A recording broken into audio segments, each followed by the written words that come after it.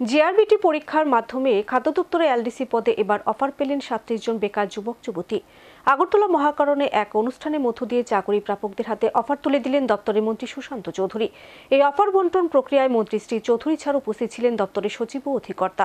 GRBT পরীক্ষা চূড়ান্ত ফলাফল ঘোষণার পর বিভিন্ন দপ্তরে গ্রুপ সি পদে যোগ্যতা সম্পূর্ণ বেকারদের হাতে এখন তুলে দেওয়া হচ্ছে অফার। আগরতলা রবীন্দ্র শতবার্ষিকী ভবনে মুখ্যমন্ত্রীর হাত ধরে বিভিন্ন দপ্তরে এলডিসি পদে ১২ শতাধিক বেকার যুবক যুবতী অফার পাওয়ার পর এবার নতুন করে খাদ্য দপ্তরে অফার পেলেন আরও ৩৭ জন বেকার যুবক যুবতী, যাদের অধিকাংশ উচ্চশিক্ষিত।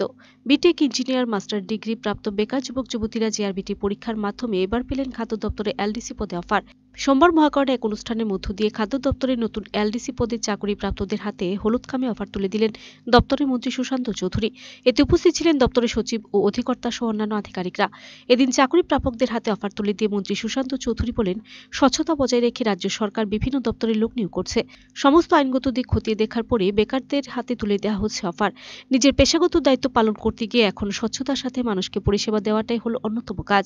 রাজ্য সরকার চাইছে প্রতি ঘরে ঘরে সুশাসন পৌঁছে দিতে, আর তা সঠিকভাবে সম্ভব হবে কর্মচারীদের তাদের দায়িত্ব সঠিকভাবে বাস্তবায়নের মধ্য দিয়ে। নবাগত কর্মচারীদের এদিন কর্মসংস্কৃতির দিকেও নজর দেওয়ার প্রতি আহ্বান রাখেন মন্ত্রী শ্রী চৌধুরী।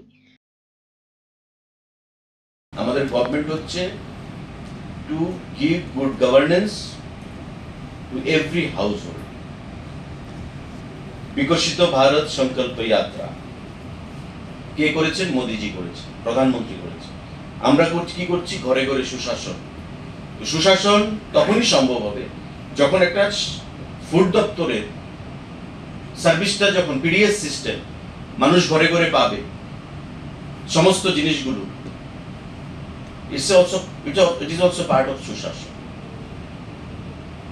সুশাসন comprises of many things. প্রশাসনের যত জিনিস আছে সমস্ত কিছুই সুশাসনের আওতায় আসে। আমি পিডিএস সিস্টেম ভালো দিলাম না, আমি আবার বলছি সুশাসন, এটা হবে না। আর PDS system is supposed to be the backbone। Tripura রাজ্যে, ভারতবর্ষের এমন অনেক রাজ্য আছে যেখানে পিডিএস সিস্টেম নেই, রেশনিং ব্যবস্থা নেই।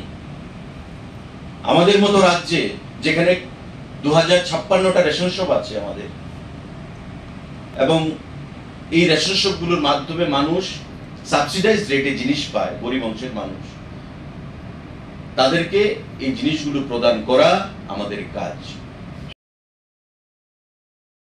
Video report search entertainment.